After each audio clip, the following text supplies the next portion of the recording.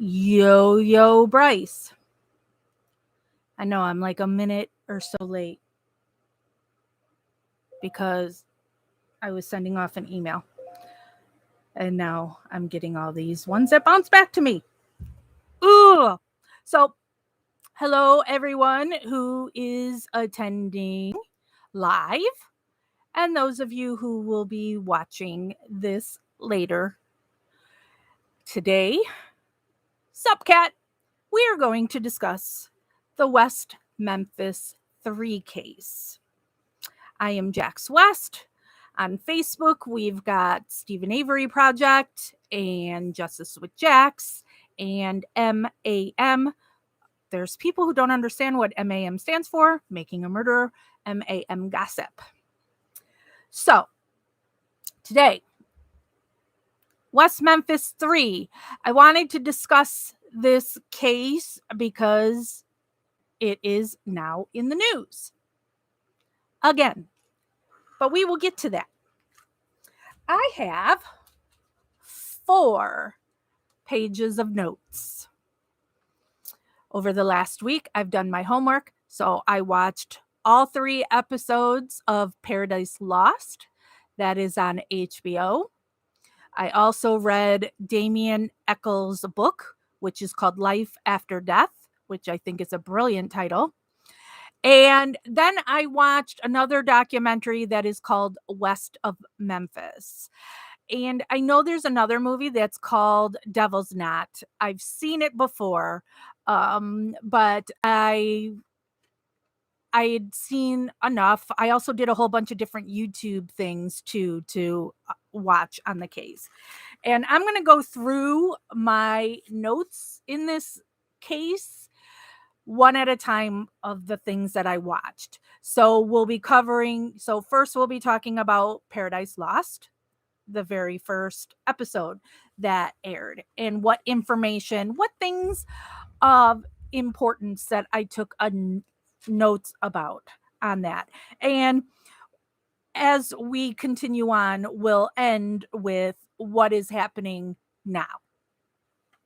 So, Paradise Lost, let me turn off my fan now. Paradise Lost is on HBO. It is on demand, so you can still go watch it. The first one came out in 1996.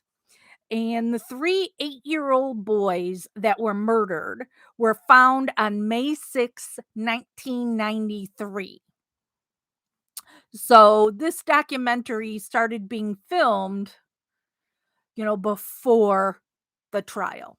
And so they had a whole lot of good information. This case took place in West Memphis, Arkansas. So these 3 boys that were in the 2nd grade, 8 years old, were missing and then found in these woods.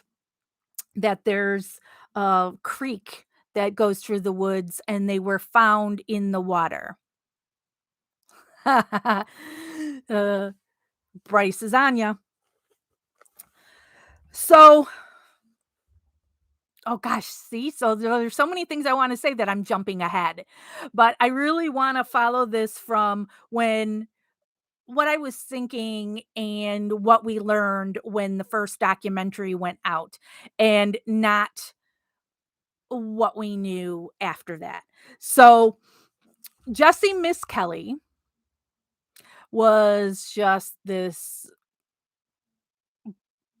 young boy who with a low IQ that lived in a trailer home that you can't visit if you wear black or listen to rock music. Jesse Miss Kelly confesses to this crime.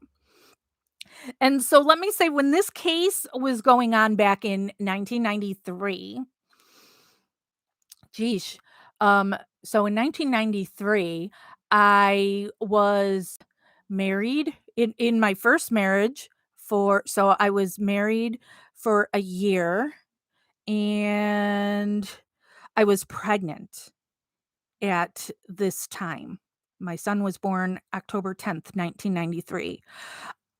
I didn't have internet, and so the way I was exposed to this case was People Magazine. My mother-in-law was a subscriber, and so every time I went to her house, I would read her People Magazine. So that's the first place I saw this case, and I was instantly drawn to it because of, as Kat pointed out, the wearing black and listening to rock music. Kat was only 8 or 9 and in school. I know I'm old, I'm 50.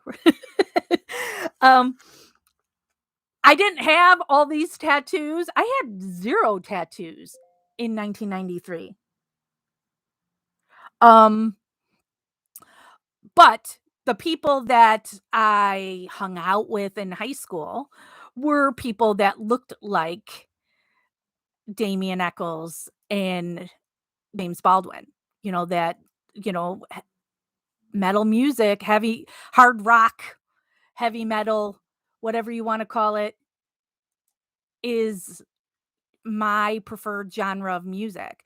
So I really connected to seeing that these 3 boys, because they were 6, Damien and Jesse and James, or James, were, 16, 17, 18 at this time. So a thing that they tried to use on these 3 boys because of their black clothes and listening to rock music is they worship Satan.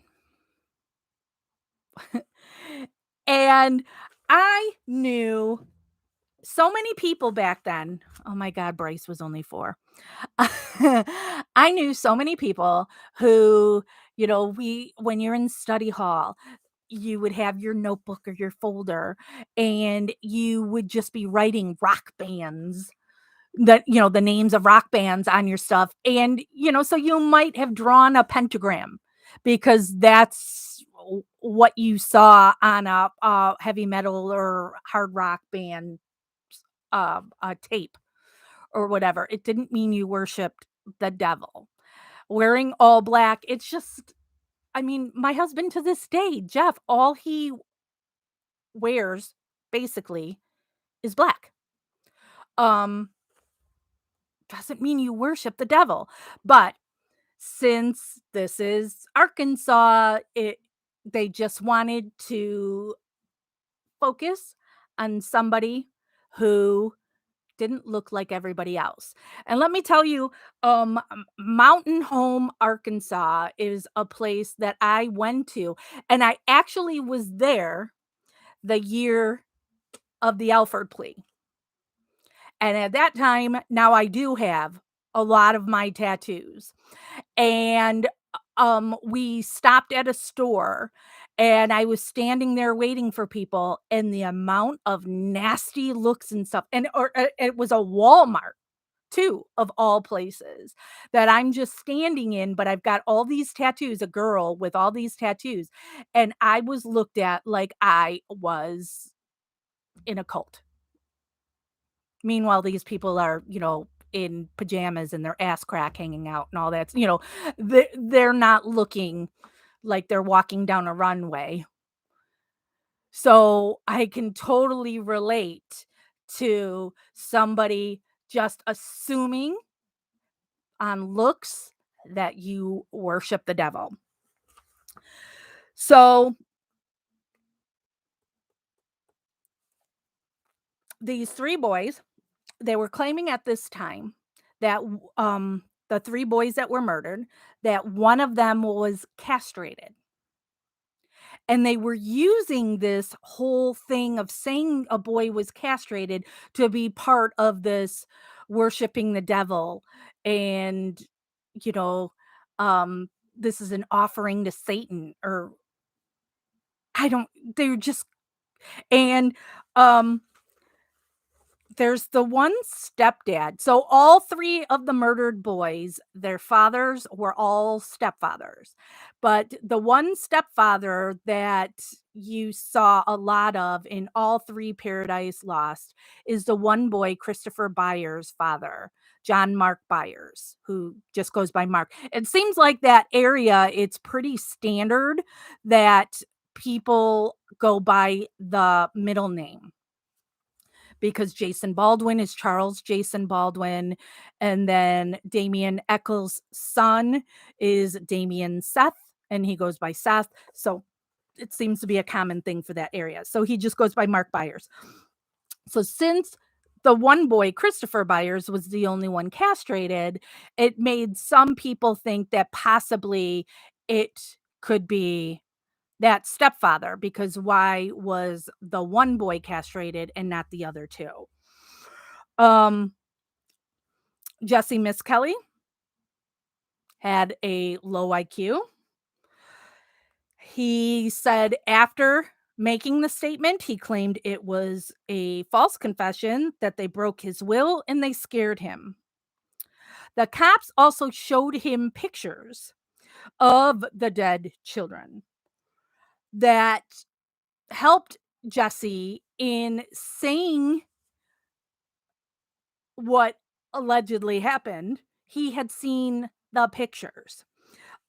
I believe the lawyer that you see representing Jesse, who then sticks with Jesse throughout all the years, I thought Jesse had a fairly good lawyer, and that lawyer seemed to really care about him. I like that guy. Um, Jesse had been interrogated for 2 hours, but there's no record of it or recording.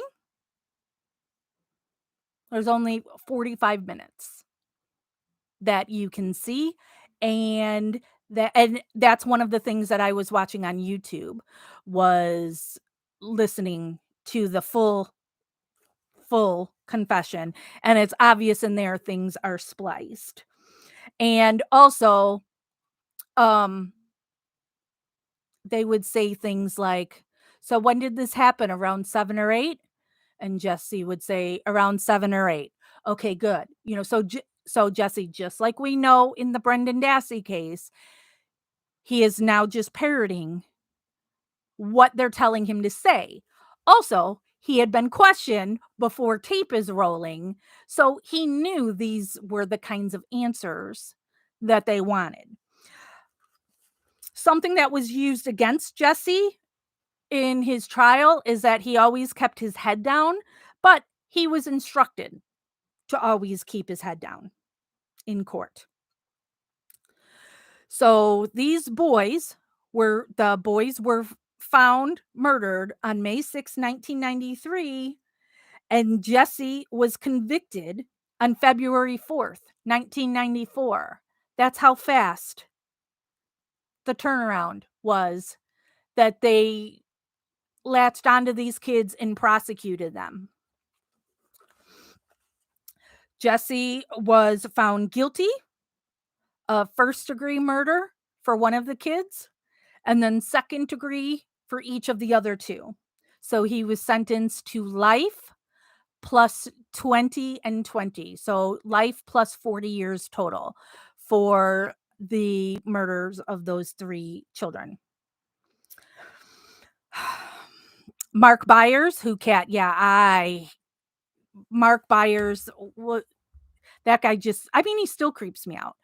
But Byers is in all of these films, and he doesn't seem to be all there, and things can be pretty sketchy with him. He was constantly talking to the press. So one of the things that he said to the press that I took notes on was that um, the testicles of the boys were found in a jar at Damien's house, which is totally not true. But that's showing you how you can just put stuff out into the atmosphere and people aren't going to think twice about it, and they run with it. Um, Jesse's confession Now, because they separated, Jesse was tried by himself, and then Jason and Damien were tried together, but separate from Damien. And they weren't allowing his confession into Damien and Jason's trial unless Jesse would testify. So then all this pressure was put on Jesse because that's all the state has. Just like Stephen Avery case. Everything else, all the other alleged evidence is all suspect. And so all you have is the coerced confession. So they need Jesse to testify. So they were offering him deals. A lower sentence because they have to have him testify. And Jesse, to his credit, refuses.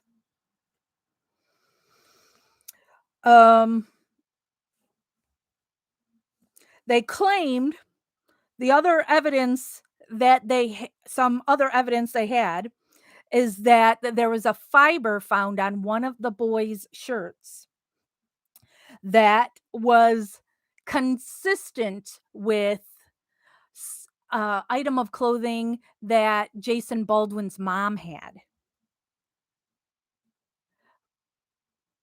But they didn't have anything concrete really on that. But that's another thing, though, that you throw out that paranoia and scare tactic on people that then they just think, oh, God, look, yeah, here's evidence linking Jason and Damien and Jesse to this crime. There were a couple witnesses that came forward claiming they heard Jesse saying that he had killed these boys. And then there was a jailhouse snitch claiming that Jason Baldwin confessed to him that he killed these boys. And then there was a knife that was found in the lake behind Jason's house. And so they were then trying to claim that was the murder weapon. Jesse, wait, no, not Jesse. Jason and Damien's trial started on February 28th. Jesse again refuses to testify because he says he won't lie. A lot of the case against Jason and Damien was just trying to say the occult. And they said that Damien had the Book of Shadows, which I find funny because I used to watch, I don't know when it came out, but there was a show called Charmed. Three sisters who were witches. And then there was also the movie The Craft. These all involved the Book of Shadows. And so it's something from me seeing those movies and those shows would interest you or interest me on what the Book of Shadows really is. But again, doesn't mean that I worship the devil. I don't believe in the devil personally. But that was just another thing they were trying to use to scare people on Damien must be evil because he read books and had drawings and stuff in the Book of Shadows. They had some stupid alleged expert of the occult who had taken 0 classes to get what he was calling a PhD on the occult. Now, and remember, the stuff that I'm covering right now is only from what we saw in Paradise Lost 1. There's going to be more stuff on all this stuff I'm talking about that we see in the years later. So I'm just trying to stick by what we knew at that time when it came out. Damien did testify. They asked him because Damien is not his birth name. His name is Michael. He gave himself the name Damien. And they're trying to say he chose the name Damien because that is the name of the possessed boy in the movie The Omen. But he says that there's a Father Damien of lepers, and that's why he chose it. Damien was somebody who was just interested in like all religions, and the kid, I believe, is a pretty intelligent kid, and he had such a thirst for knowledge, and so he was reading up on everything and anything. So that's where he says he chose the name Damien from. Um, it was the same judge in Damien and Jason's trial that had already ruled against Jesse Miss Kelly.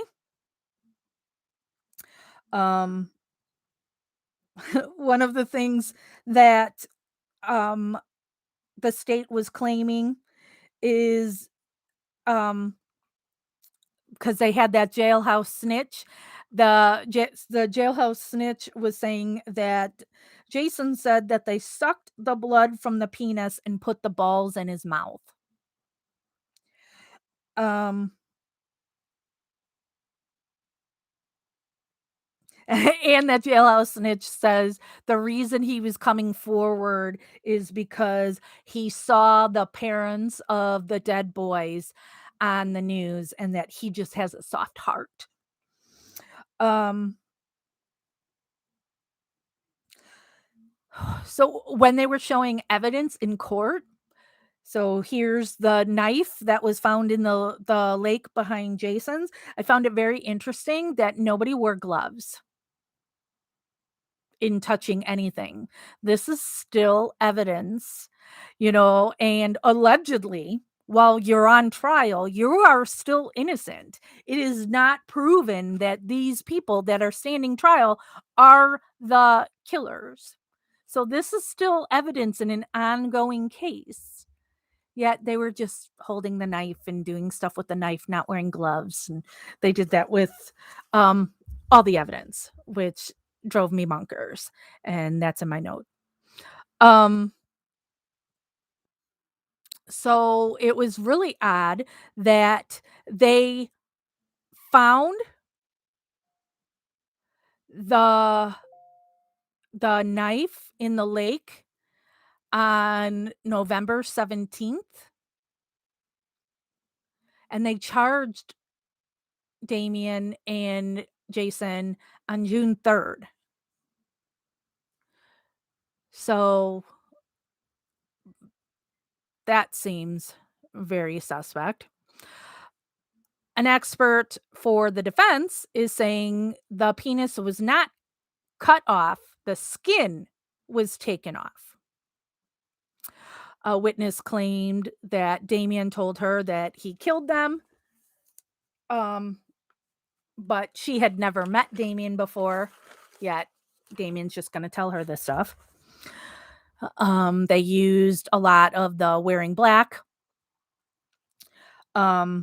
The witness claims that Damien said he killed 3 boys. He plans on killing 2 more and already has 1 picked out.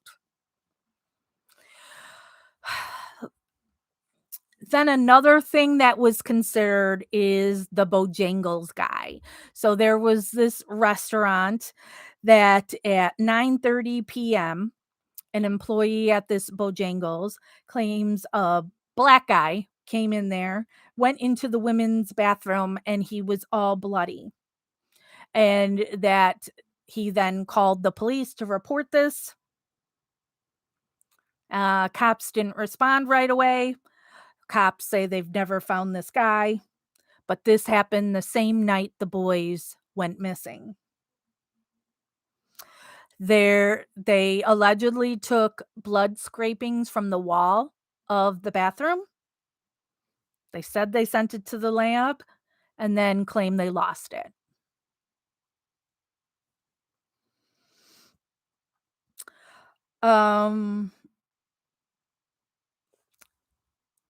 Mark Byers gifted a used hunting knife to the documentary film crew and they found blood on that knife.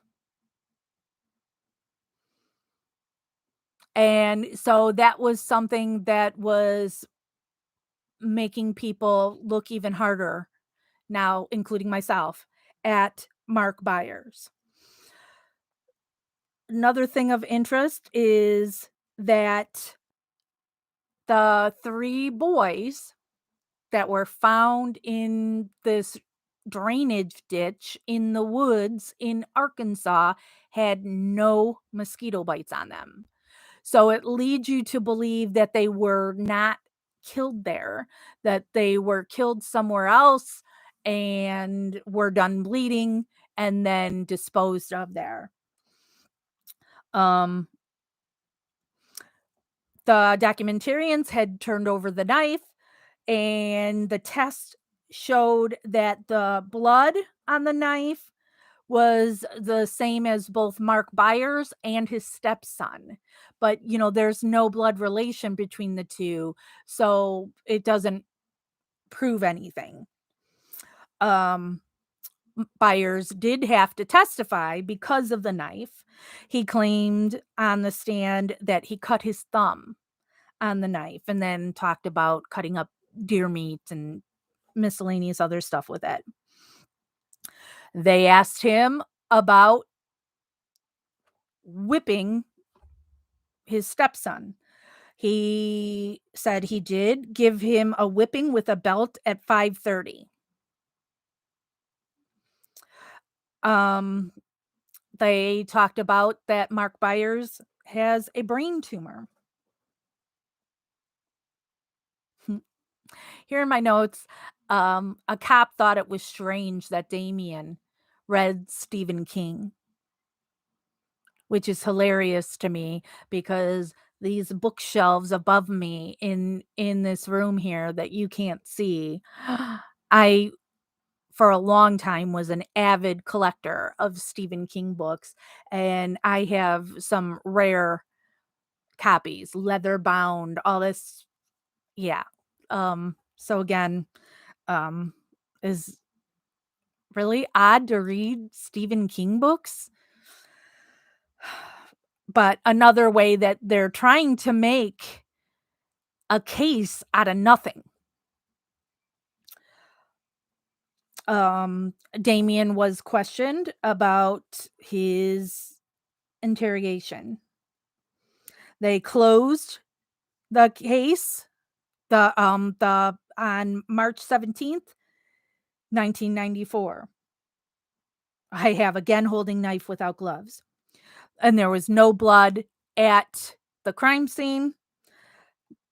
They used the term satanic panic, which apparently was a thing back then. I coined this phrase, satanic panic. Jason Baldwin did not testify on his own behalf. Um, he says Jason also says at that time he doesn't know if Damien is guilty or not. The verdict came in, so the case closed on the 17th, and the verdict was in the next day. Damien was found guilty of capital murder on all 3 kids, and so was Jason Baldwin. And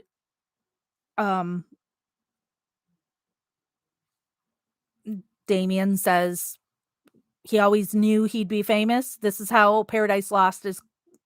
The first one is closing, that he always knew he's going to be famous and that he will be now.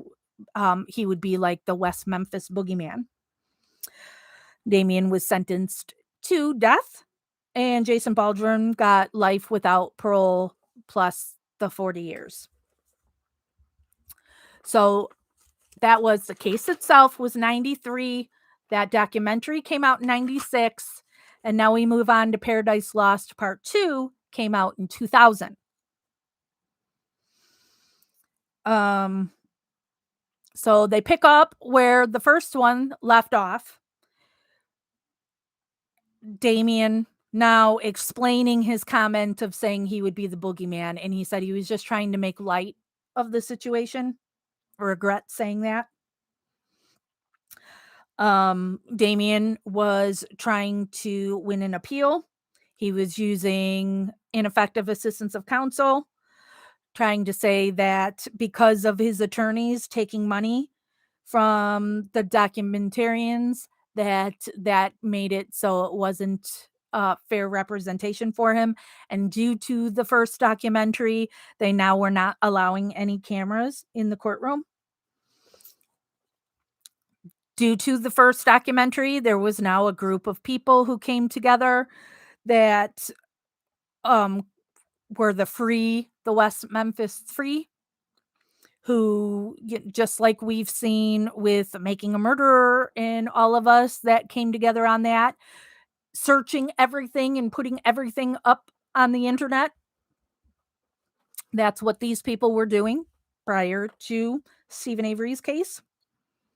Mara Leverett was a reporter with the Arkansas Times, and she's somebody who has stuck with this case the entire time. She wrote the book Devil's Knot that the movie is based on. Devil's Knot. There's the same judge again for the appeal, which I always hate. The stupid cop, that Gary Gitchell guy, is in the second one saying he's positive of their guilt, but he was retired now. But just like Sweat Ken Kratz in Stephen's case, he just likes the attention, and every time the case comes back around, um, wants to be involved in it. I've never read Devil's Knot, Cat. I've thought about it. Um, Jesse's IQ, it was only 72 at the time. And now in part 2, they say that he was interrogated for 12 hours, not 2 hours that was said in the first one, that he was interrogated for 12 hours, but only the last 45 minutes were recorded. Jesse said, I told them what they wanted to hear. He had first said to them that the murder happened at noon, but that is not possible because the boys were all in school at noon. Gitchell says, oh, Jesse was just confused. They told Jesse he flunked a polygraph test when he didn't.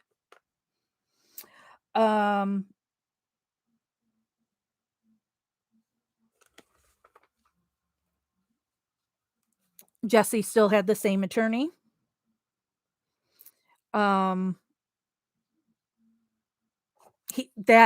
Jesse's attorney promised him that he would never give up on him. He was then able to get a criminal profiler. So Jesse's attorney was working pro bono. Hey, sexy girlfriend.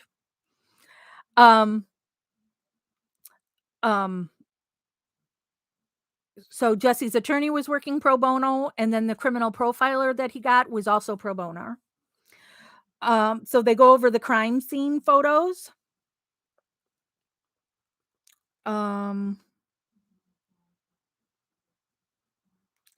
Byers. Mark Byers was the only parent that agreed to be filmed in the second documentary. And the parents of the victims were all paid for the first documentary. And then any parents that appear in the other two are paid as well.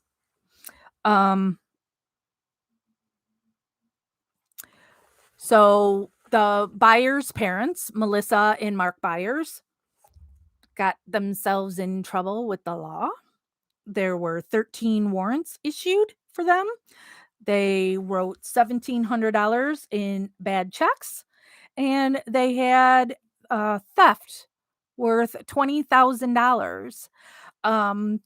They were stealing stuff from a neighbor's place. And then another thing that Mark Byers did that he got in trouble for is he spanked a neighbor's kid. And he held a gun on a teenager so one teenager could beat up another teenager. And then Melissa Byers died. on March 26, 1996. Her death, as far as I know, is still ruled undetermined. She died in her sleep. And it was just another thing that made, especially in the part 2 of Paradise Lost, everything was pointing at Mark Byers. What we were being shown anyway was. Um the profiler says there was no precision in cutting the penis off of Christopher Byers, that it was an act of anger. Um the state has destroyed the blood evidence allegedly on the Byers knife. And then they were showing the Byers at the cemetery, which the so it just seemed so creepy to me and weird, um, and phony. Mark Byers asked to take a lie detector test. He was claiming that Christopher had behavior problems, and that's why he spanked him. The judge says that he regrets letting the trial be filmed.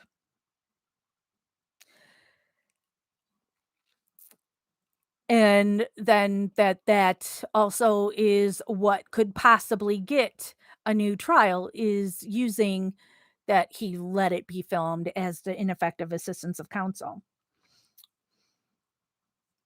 Um,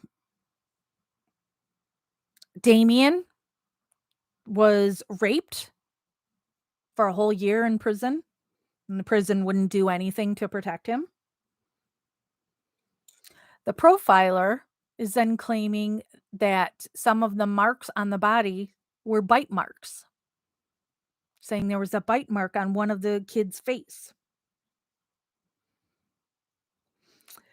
Damien got to watch the first Paradise Lost because it was being used as evidence in the appeal.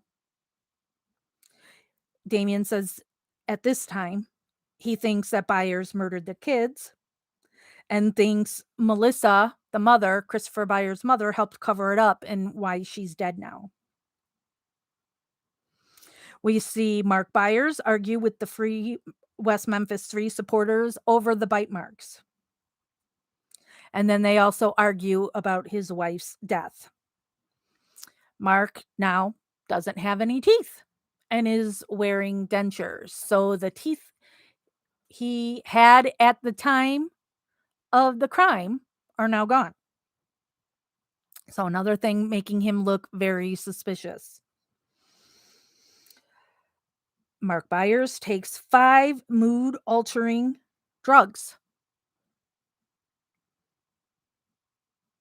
He was nice to the West Memphis 3 supporters, and then when the cameras came around, then he changed into a different person and was a total dick to them. And he's saying he won't do a bite mark test. And now he's changing his story on when he lost his teeth and is claiming that he lost the teeth prior to the murders and that it was due to pills rotted his teeth. But the first time he had talked about it, he said he lost them due to a fight. 1997 is when his dental records claim that he lost his teeth and that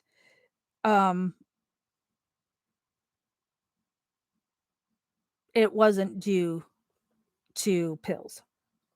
And the crime was 1993, so this is obviously after the crime is when now he loses all his teeth, so making things look way suspicious. But the expert is saying that Byers' teeth do not match.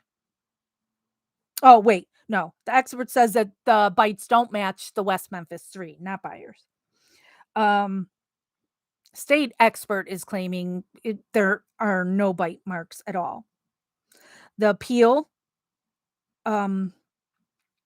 ends on March 19th, 1999. Damien and Jason's moms go on the Lisa show. We see Byers. They cut it throughout this episode of Byers doing a lie detector test. So throughout the episode, keeps coming back to the lie detector. So this was the first time they're showing that Byers was doing no, this is now they're saying the result. The guy said that Byers was truthful. And then Byers looks at the camera and says, "I knew I was innocent." And that was on June 17th, 1999. The appeal was denied. And that Lisa episode never aired. On June 2nd, 1999, Mark Byers was arrested for selling drugs, and he got 8 years. The judge doesn't believe the mark on Christopher Byers' face is a bite. And that is the end of Paradise Lost Part 2. Now we go on to Part 3, which came out in 2011. It starts with Gary Gitchell, the cop, being deposed on August 13th, 2009. He is blaming the documentary for the controversy of the case. Mark Byers visits his old home. He now claims that there was all this hysteria around Satanism and did not believe that the West Memphis Three were guilty. Jerry Driver. Now, you can learn more about Jerry Driver in Damien's book, Life After Death. So Jerry Driver was the truant officer. And this guy, and they called him on here the juvenile officer. And so he's the one that started all this Satanism crap. And he is the one that initially suggested that it would be Damien. And he had been after Damien for quite some time. He just wanted that kid for anything he could get him on. Just didn't like the sight of him.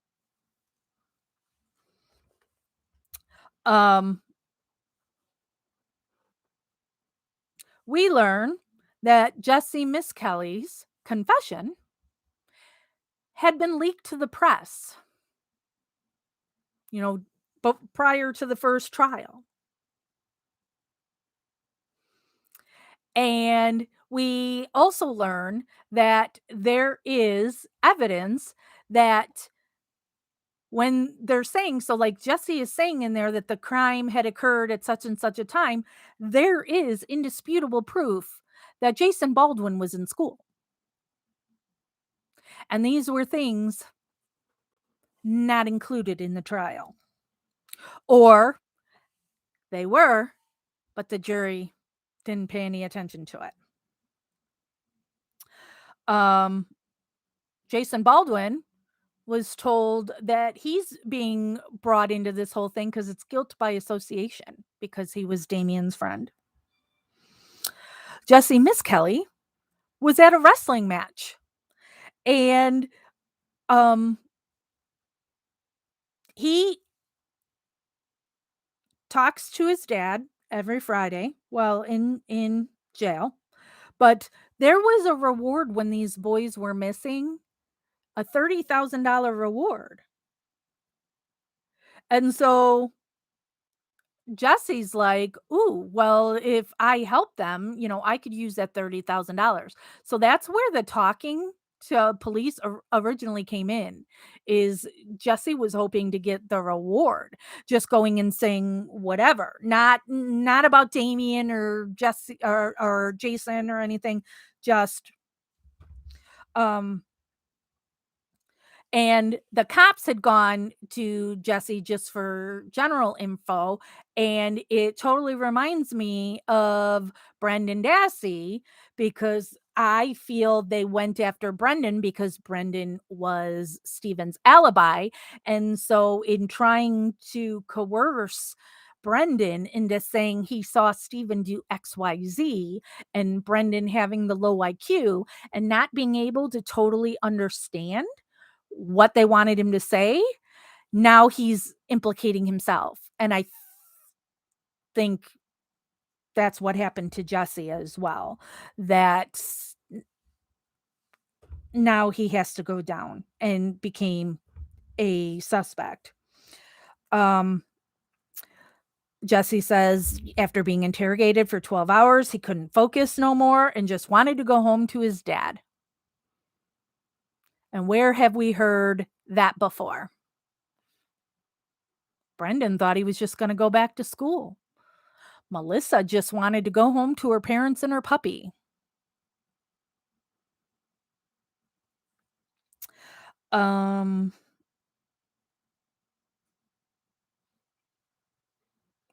So Jesse is again saying, I said what they wanted me to say. And he originally had said that he got to the location at 9 a.m. And then that's when they're saying, oh, okay, are you sure that's the time? It wasn't something like more, 6 or 7 or 7 or 8. And then that's when Jesse would parrot 7 or 8. Oh, good, because, we were confused by, so Jesse kept getting everything wrong.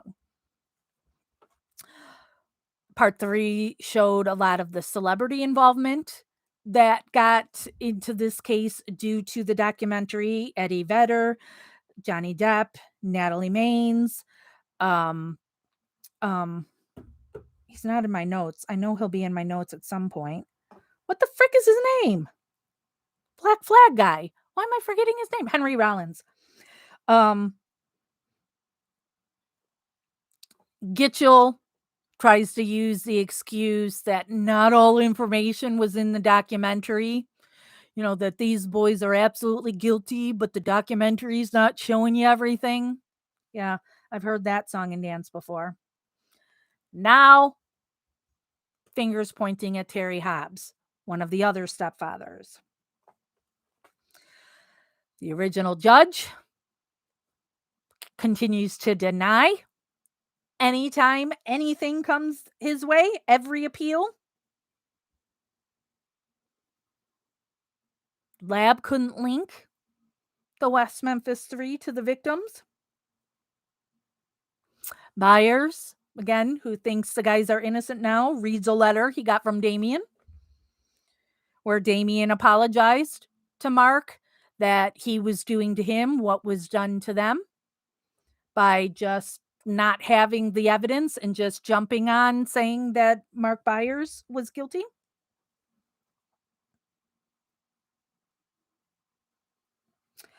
The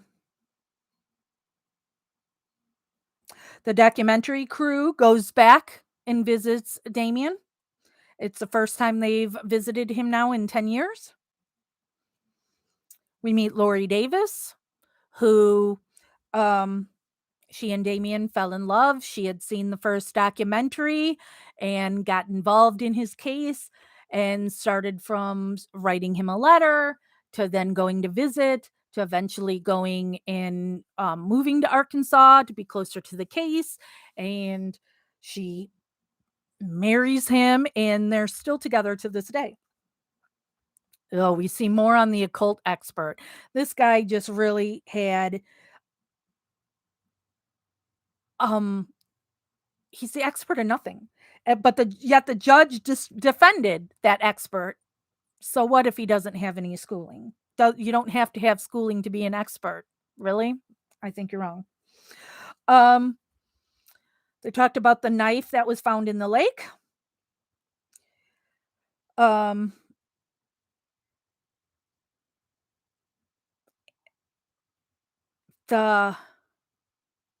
They are now saying in this part 3 that the marks on the kids' bodies were done after death and were made by animals. So nobody cut off the scrotum of Christopher Byers. His penis was never cut off. It was always skinned. And that was something that was used of somebody, would have to know something to have been able to skin it like that. But really, it is just animals pulling off the body that was in the water. And where this drainage ditch, this creek or whatever you want to call it was, um it was called Turtle Hill. And so they showed various turtles, and they had a turtle breeder show you by throwing a dead pig into the water. And when you see and that guy even let a turtle bite his arm to show you the marks, and they look very similar to the marks on Christopher Byers. So it's looking like, so when the state's experts are trying to say that these marks would match the Rambo survival knife that was found in the lake, they're really scratch marks from the animals. And in seeing the things that the turtles were doing, you could see scratches from the turtles. Um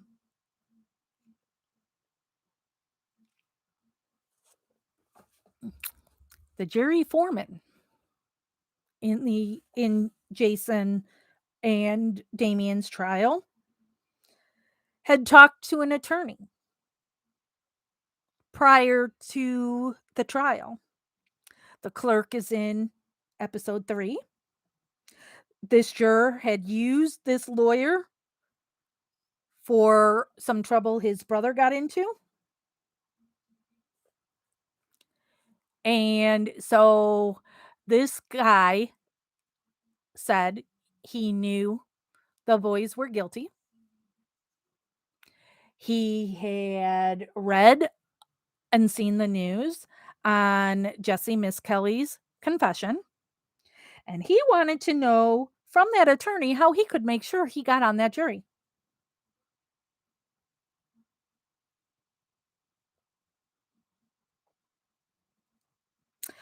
Um, he asked in the jury room, when are they going to play the confession? So Jesse Miss Kelly's confession, which was not allowed to be used in Jason and Damien's trial, had the jury foreman, who already said prior to serving that he knew they were guilty, knew that confession, and he had to have told everybody in the jury room about it. Um, mm, mm, mm.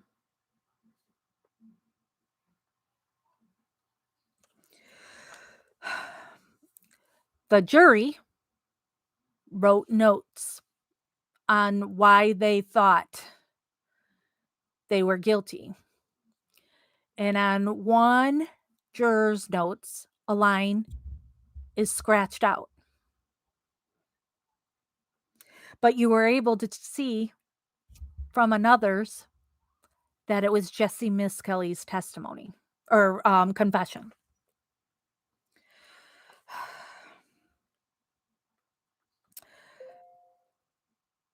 Jerry Driver, that truant officer, he sent drawings of Damien's to the occult expert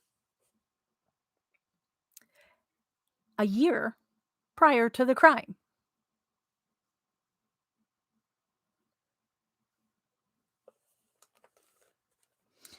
There was hair found in the ligature on one of the boys. The boys were hogtied using their own shoelaces.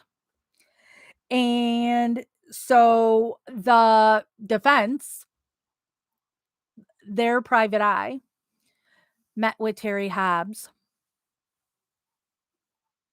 and took some, what was it, a cigarette? I think it was a cigarette butt.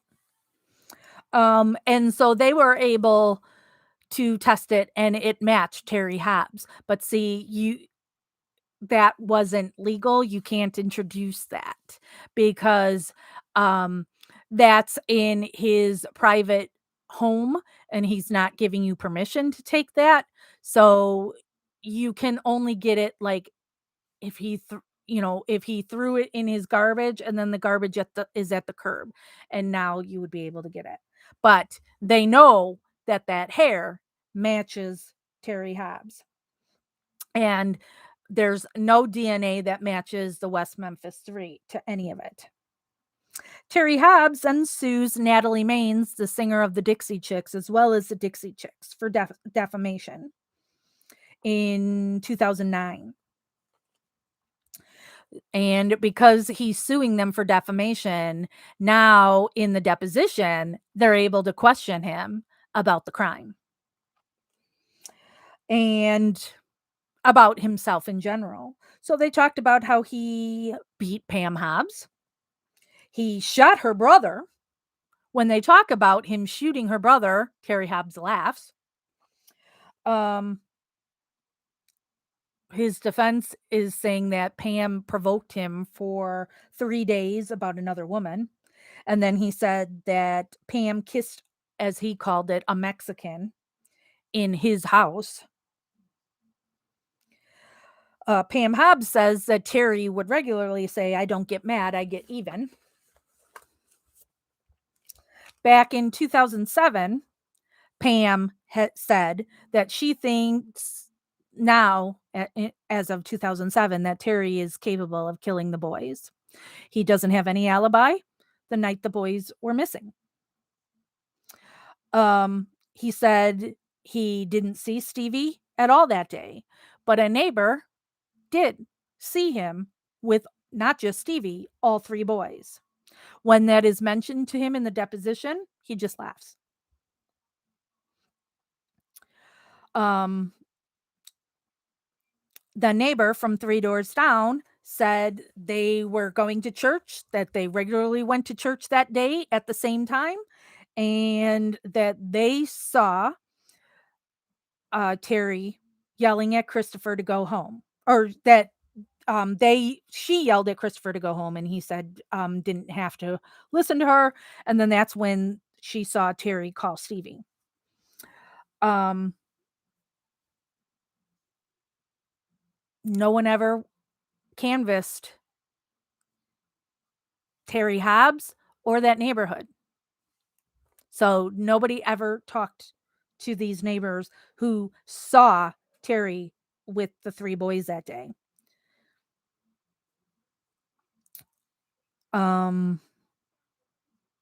They thought Terry would have told the police that he had been with the boys at that time.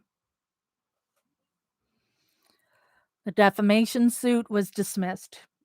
He lost. Gitchell, the cop, says he won't comment on Hobbs as a suspect. He says he's afraid to comment on anything because he doesn't want to say anything that would be the reason the West Memphis 3 gets a new trial. So he doesn't want to discuss the case at all. The defense now also has an FBI profiler, very known FBI profiler, John Douglas, who says that the killer knew the suspects, that the killer was trying to taunt and punish, but didn't mean to kill them.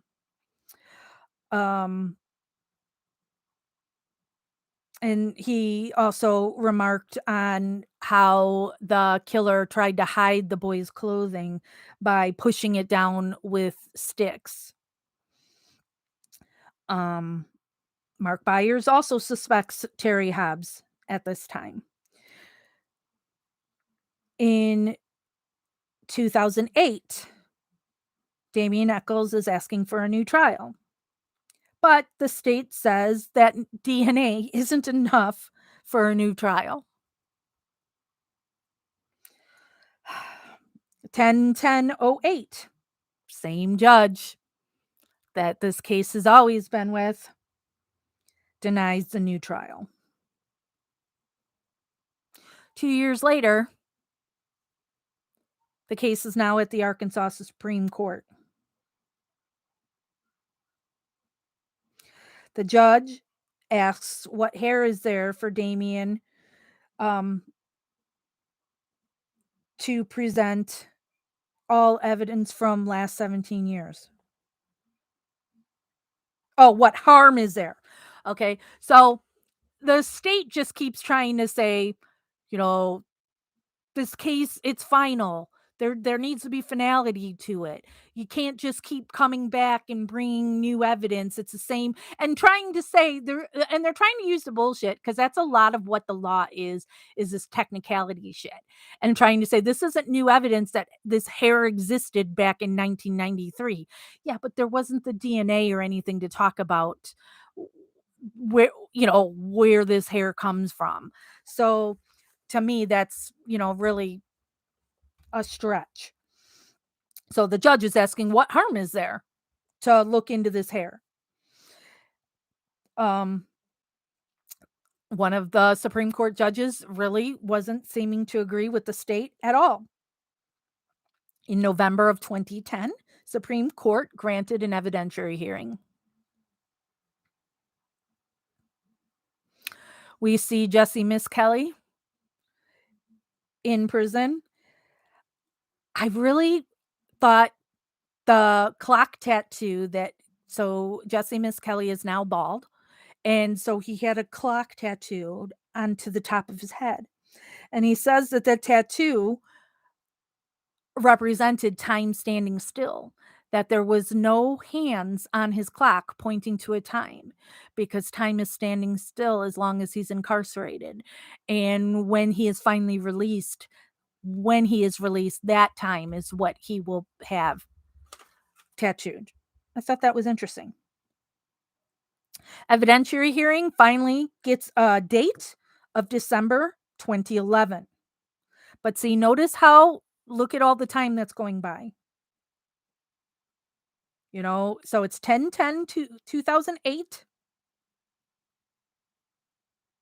that a new trial is dismissed. And then 2010, 2 years later, is when it goes to the Supreme Court. And then the Supreme Court saying an evidentiary hearing is then not scheduled for another year later. Damien has not been exposed to any sunlight in 7 years.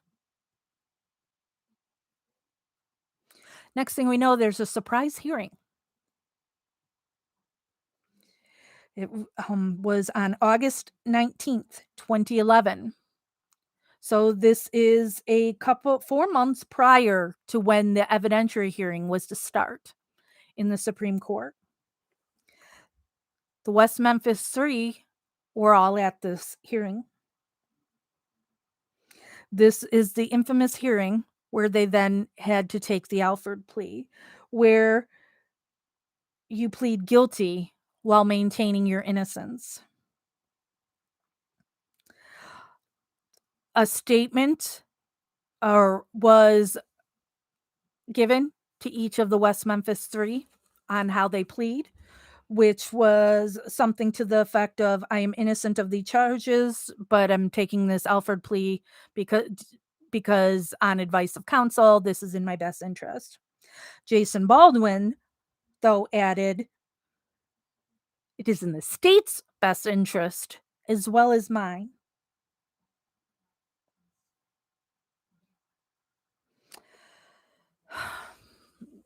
The judge accepted their Alfred plea, and they were released as time served.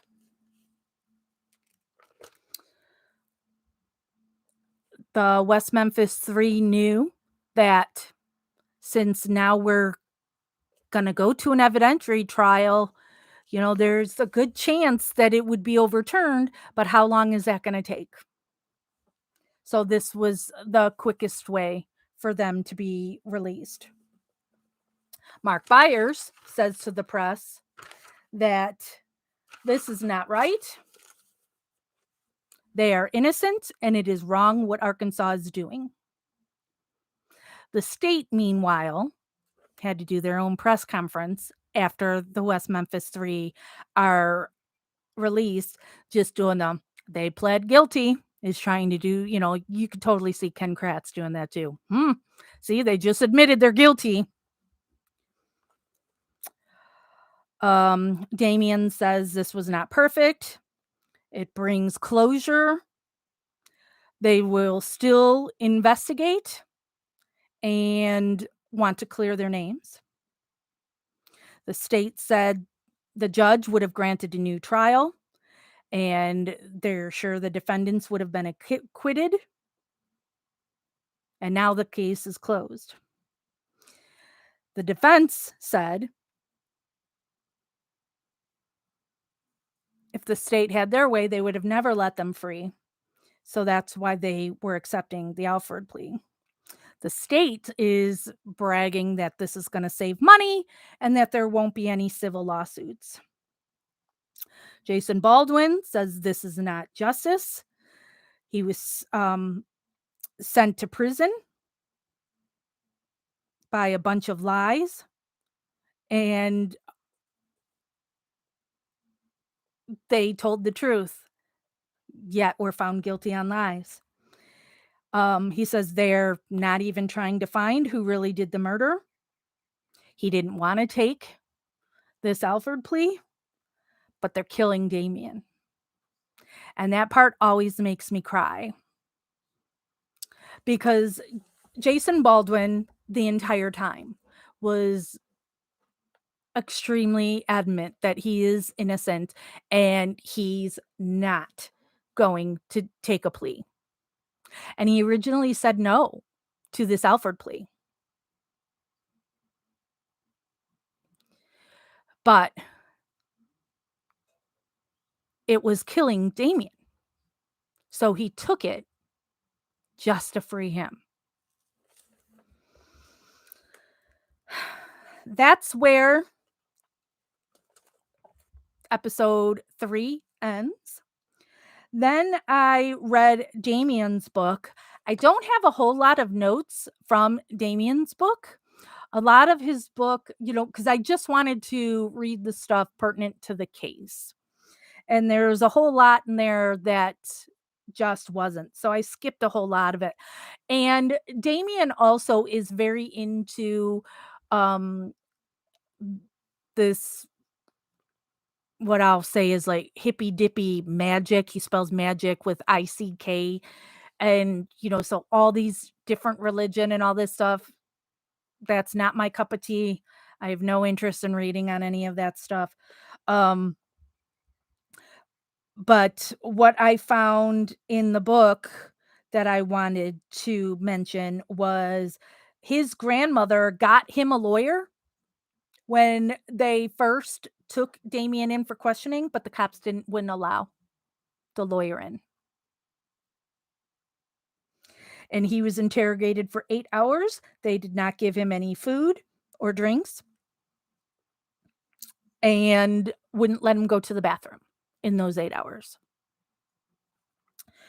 And also in his book, he talked about Pam Hobbs found Stevie's pocket knife that was from her father. So Stevie's grandfather had given him this pocket knife, and Stevie always carried this pocket knife. Always. And she found it in Terry Hobbs' drawer. So that boy would have had that knife with him the day he was killed, yet it was in Terry's drawer.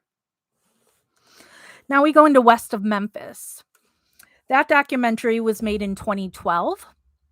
And it was, so the director of that is Amy Berg, and producers are Peter Jackson, who directed the Lord of the Rings trilogy, along with his partner, Fran Walsh, who also, Fran is Peter Jackson's partner in everything, so Fran was part of Lord of the Rings, and it's the two of them that funded a lot of the experts in testing that the West Memphis 3 has used all these years. So this is a documentary that they put out in 2012. So the judge, the original judge, says people don't confess to crimes they don't commit. Yeah, okay. Um, one of Jason Baldwin's friends are in that documentary who says that they were on the phone with Jason that night that the boys went missing, and that there was a deposition of her saying just that back then. But of course, that was hidden. Um, Jesse had lots of alibi witnesses who were with him at a wrestling match. And you had to sign in to this wrestling thing. And so Jesse is signed in to this event that he was at. So there were a lot of people who came forward saying they were with Jesse that night at this wrestling match. And that's all pushed. Um, Eddie Vedder said he thought once they got involved after the first Paradise Lost came out, that they would be able to free the guys in like 1 to 2 years. And then he came to learn that on average it takes 15 to 20 years to free the wrongfully convicted. Now's where I talk about politics and voting, because the prosecutor in that case is now a judge. The judge in that case is a state senator. So it is so important to vote in every election, in every position on your ballot, because these people are looking to rise in ranks. And you never know if it's going to be your case or somebody you love that these people will be the sheriff, the prosecutor, state's attorney, attorney general, governor, all this. So you need to vote, people. We got a huge election next year.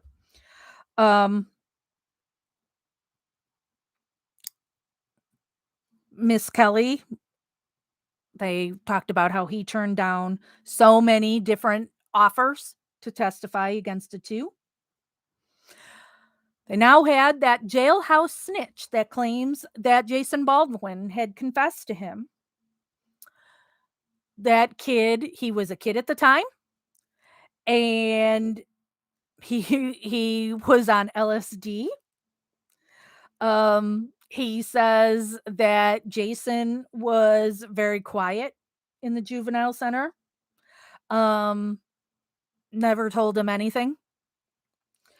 The woman in charge of the juvenile center said she knew Jason was innocent the entire time.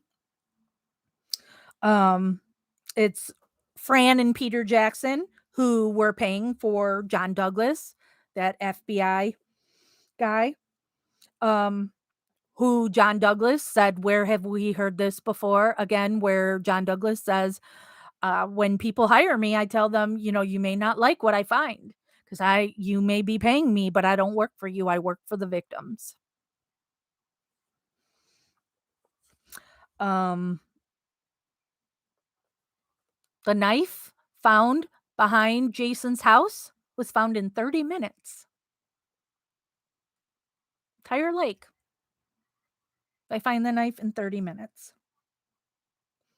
The diver says he was given a description of the knife and where it would be located in the lake. An informant told them Jason's mother threw that knife in the lake a year before the crime happened.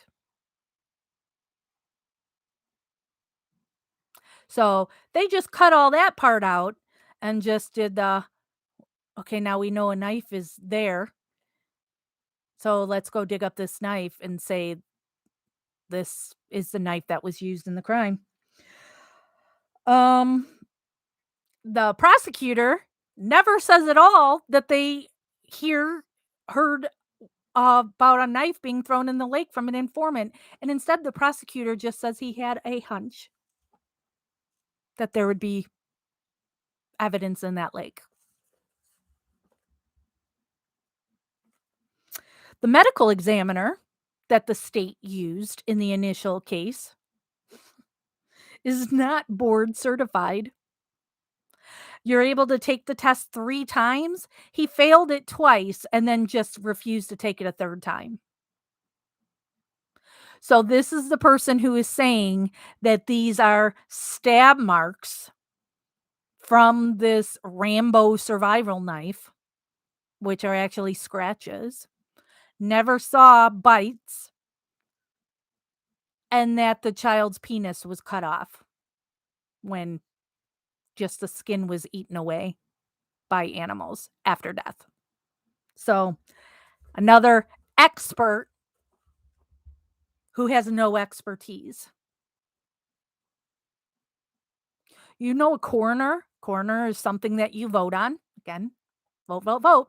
You don't have to be medically trained to be elected coroner.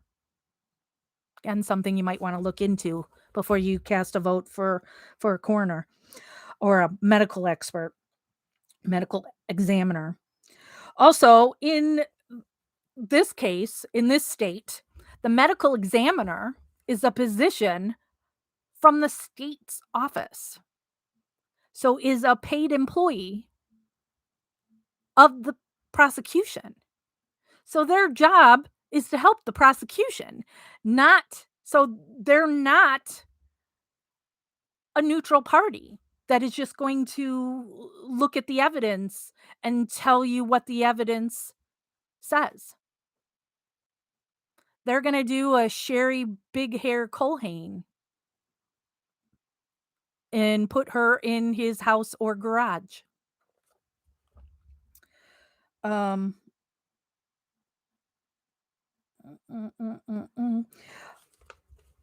Defense has a forensic pathologist that says the pictures are obvious that all the wounds are after death and are done by turtles.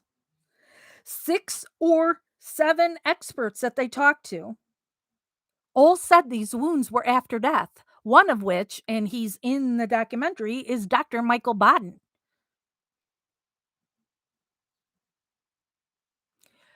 All the experts say there is nothing, no DNA that matches the West Memphis 3.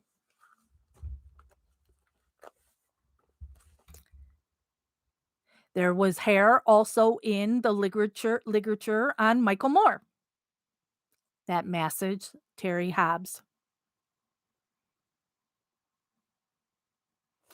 Okay, and here's where the investigator took the cigarette butts. Okay.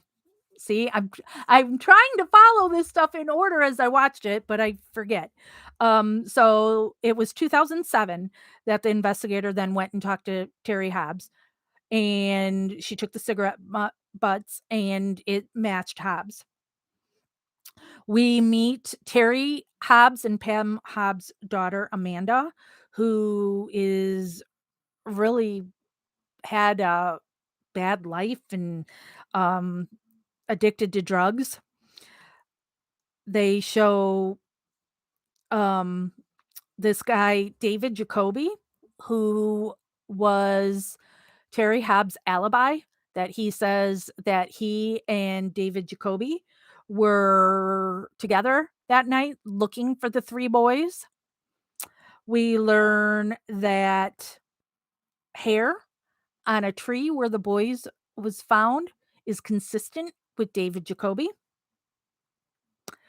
Barry Scheck from the Innocence Project is one of the experts that they talked to in all of this.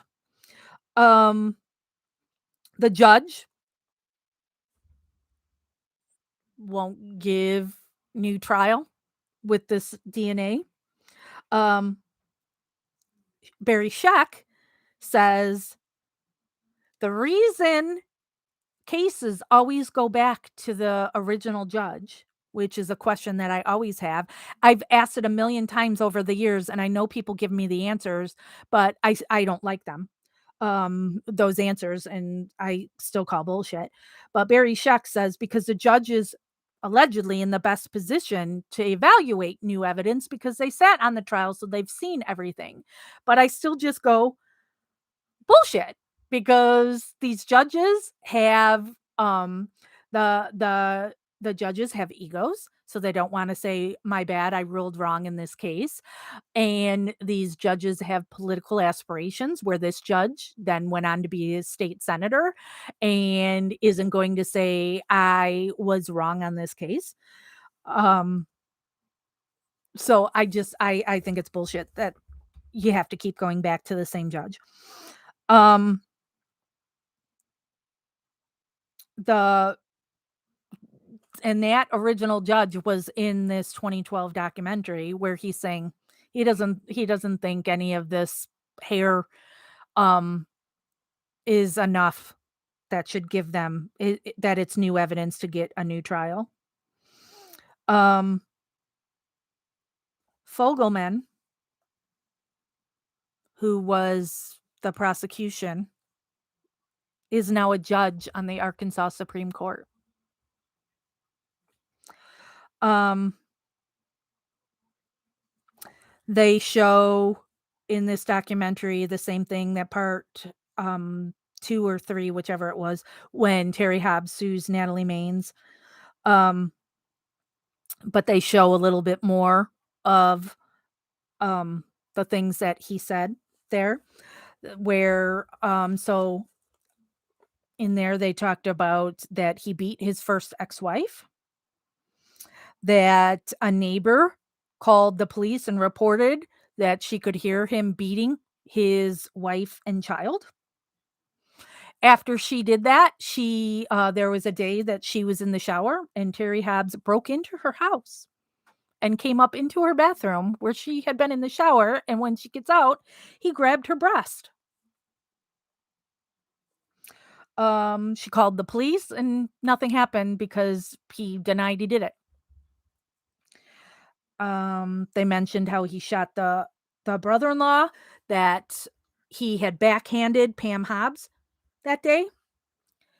They asked him, that, if he felt that she paid more attention to her son than being his wife.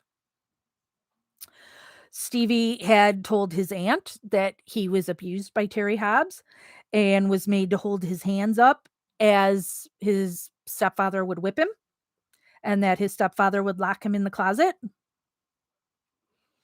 When they asked Terry Hobbs about it, he's first denying it, but then he's saying he made him lift his hands up because he didn't wanna hit his hands, so he's then admitting he did it. Um, Terry's sister was in this documentary defending Terry. Um, Stevie told his aunt that Terry would make Stevie watch Terry masturbate and also would make Stevie mess, that's the word they used, mess with his little sister.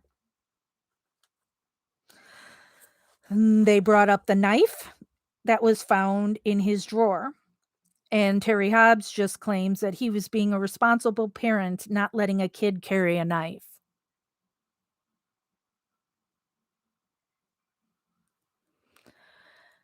I'm not from that area, but I'm gonna say it was probably pretty common for kids to be carrying knives there. And that Terry Hobbs is not the kind of parent that would say, "No, a boy couldn't carry a knife." Um, Now we see David Jacoby, Terry Hobbs' friend, even still his friend in 2012, his alibi. Um, they were together quite a bit that night that the boys went missing. David Jacoby says that Terry knocked on his door at 5:30 and then they played guitars for an hour. Then Terry left.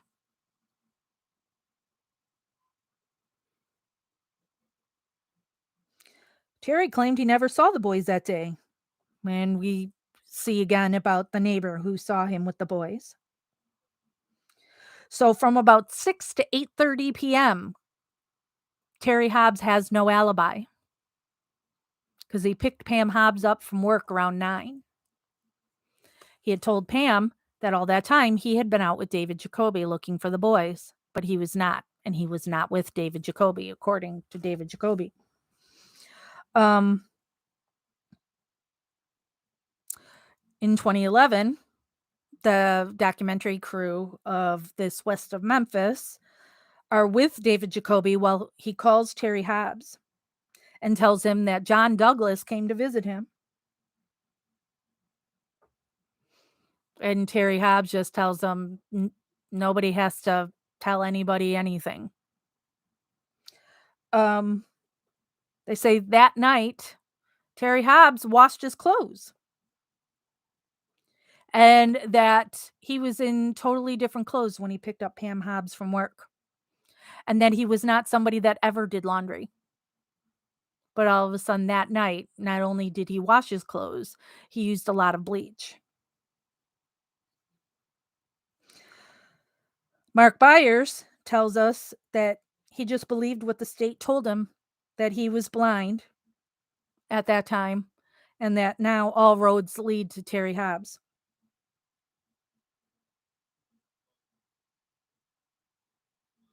Then we hear of these two guys from Mountain Home, Arkansas, where I talked about earlier that I got looked at like I was a crazy person at. So these two guys are friends with Terry Hobbs' nephew. And one guy says that they were gonna go down to hang out in the nephew's basement. And then we're told that they couldn't go down there because Terry Hobbs was down there with his brother and they were talking. And they said they could hear Terry Hobbs crying and saying he's sorry for what I done. And okay, so it's 3 guys total witnesses. And another one says that the nephew said my uncle killed those 3 kids. And that it is known as the Hobbs family secret. Third guy said that the nephew had told him my uncle killed those 3 kids in West Memphis. All 3 of those witnesses passed a lie detector, which I've talked about this before. I don't care about lie detector tests. I don't believe in one way or another, but they wanted to point that out. The Supreme Court seemed to really disagree with the state on everything. And so that brings us to the Alfred plea. You know, the state really knew they were going to lose. Jason had said no, that it isn't fair. He had been offered 2 deals when the trial originally happened to blame Damien and to save himself. And Jason didn't take it. So that is the end of my notes for West of Memphis. So now what is currently happening is that Damien Eccles' defense team filed a Freedom of Information Act request, a FOIA request. Part of this Alfred Plea deal was that all evidence needed to remain in evidence to be used in DNA testing. Another thing, sound familiar? So similar to Stephen Avery's case that they had a deal with Kathleen Zellner and then they still won't turn over the stuff. So this Alfred plea, so this Alfred plea wasn't just you guys have to say you're guilty and you can't sue us. It was they had to be able to get out that day. That was something that the defense lawyers wanted to make sure of. It was that day because, again, time is of the essence of Damien. Death row was killing him. So it couldn't be, y'all know how this stuff gets pushed off and takes forever. So they had to go that day, and that evidence had to remain in evidence because they were gonna, they're going to, unlike O.J. Simpson, they're truly trying to find who murdered these 3 little boys. And since they have the Alfred plea where technically they're seen as guilty, they want their names cleared. So they filed a Freedom of Information Act to get evidence to test. And when you file a FOIA, it has to be responded to. And Arkansas was not responding. So now the defense filed a lawsuit due to refusing to respond to the FOIA request. It took 18 months from when they filed to finally get the list of evidence. And there's a whole bunch of evidence that the state has been claiming forever has been destroyed in a fire and they don't have. But now when they get the list of the evidence, they find all this stuff is cataloged and intact. So the state has lied about what they have in custody. The police chief just recently resigned. It's not the police chief that was originally involved in the case, and they're claiming that this police chief's resignation has nothing to do with what is happening with the West Memphis 3. The evidence that they said was gone, that is really there, are the victim's shoes, socks, a Boy Scout cap, shirts, pants, underwear, the ligatures that had the hair in it, and the sticks that were used to hold the clothing down under the water. So now we wait for this stuff to be turned over to Damien's team, and they get this all tested and see where it goes. My opinion on this case, these 3 guys are absolutely innocent. What was done to them is just another travesty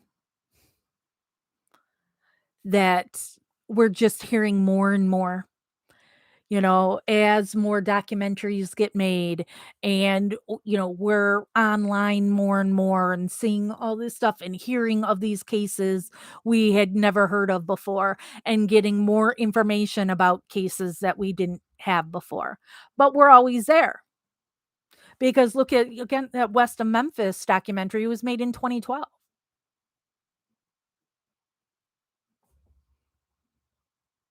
And so they talked to people in that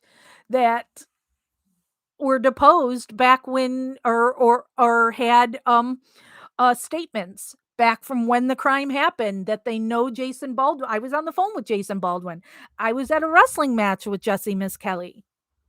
But that was kept because it wasn't fitting the state's narrative. And because Damien Eccles looked like a punk and had a mouth on him and would get in trouble in school, he failed grades all the time.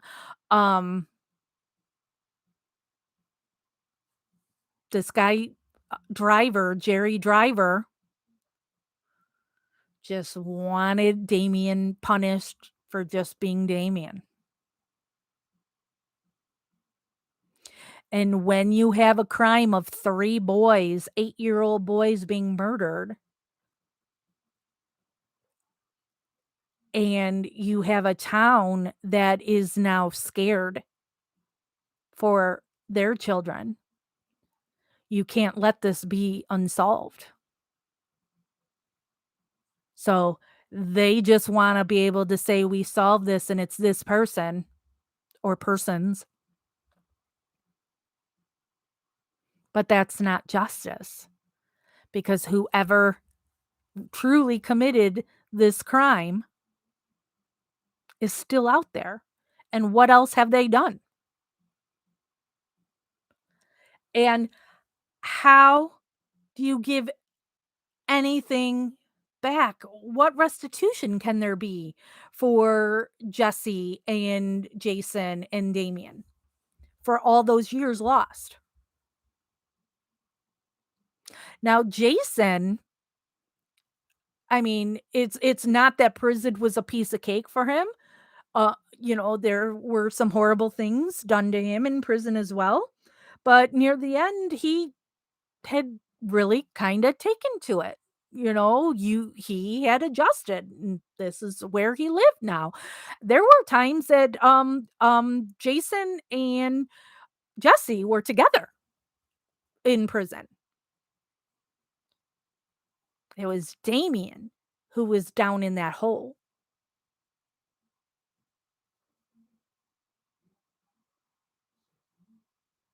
Damien, whose health will never be the same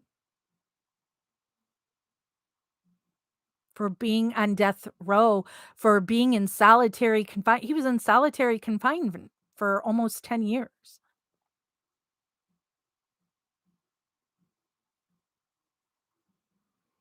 Yet these 3 guys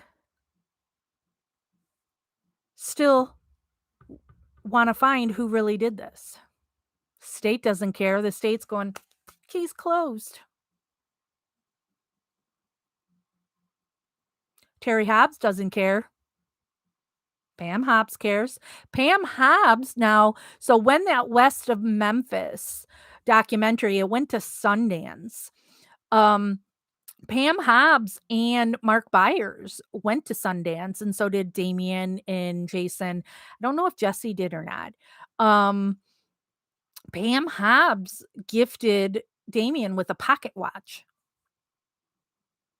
and has apologized to Damien. Not that I think she owes him an apology, because it's just what I say in the Stephen Avery case when we talk about the Halbach family. You have no reason to doubt what law enforcement is telling you. Most people, you're not suspicious of law enforcement and what they're telling you, what evidence they're telling you they have, et cetera, et cetera. You're just like, okay, that's who did this. But to her credit, she has apologized to Damien. Damien and Jason they used to be active on Facebook. Now they are mostly Twitter. I don't think either one of them do anything on Facebook now. Jesse Miss Kelly isn't on any social media. Jesse is still in Arkansas. Jason and Damien are not. So if you haven't watched anything on West Memphis 3, I highly recommend checking out that case. Those 3 boys, now men, what are they, 45 years old now? Absolutely innocent, and the state just, like we hear in all the wrongful convicted cases, are making the square pegs go into the round holes to fit their narrative. So went way long on this one. I mean, because this is a case, I've seen Paradise Lost several times. It's a case that I've been very passionate about, and I did a ton of homework on just to be able to talk about it today. Next week, since we're doing these Wednesdays at 1 lives every week, next week we're going to do Making a Murderer. The reason I've chosen to do Making a Murderer next week is every year around this time, around the holidays when people are doing Netflix and chill, we get a bunch of people who are brand new to Making a Murderer, knew nothing about the case. So, next week's episode will be Making a Murderer. I actually started putting together a schedule. I think I have decided on episodes for all of next year. So we'll get that posted on our Justice with Jack's Facebook page. So you can prepare and do your homework for all of those. We'll also be posting on our Facebook page, we'll look up the different documentaries and such that you can watch to prepare and be part of these discussions. So, next week we're going to talk about Making a Murderer, both Stephen Avery and Brendan Dassey. I don't know if I'm going to go do any homework for that because, I mean, I know so much about that case being so close to it all these years, but then there's so much stuff that I knew and then forget. So we'll see. So be ready to discuss Making a Murderer next week, Wednesday at 1. So I am calling this one to a close, the West Memphis 3. And you can stay tuned on our Justice with Jack's Facebook page. We'll keep following. Field trip to Red Lobster. We'll keep following what is happening in this case. And if we hear any results, that they've done testing on the stuff, you know, if they're finally able to get it from Arkansas, we will bring it to you on the Facebook page. And then possibly, depending on what happens, there might be a spur of the moment live here on YouTube to discuss. So, all right, I'm out. Thank you for joining me and Happy New Year. And we will talk next week about Making a Murder. Thanks, everybody. Investigation continues.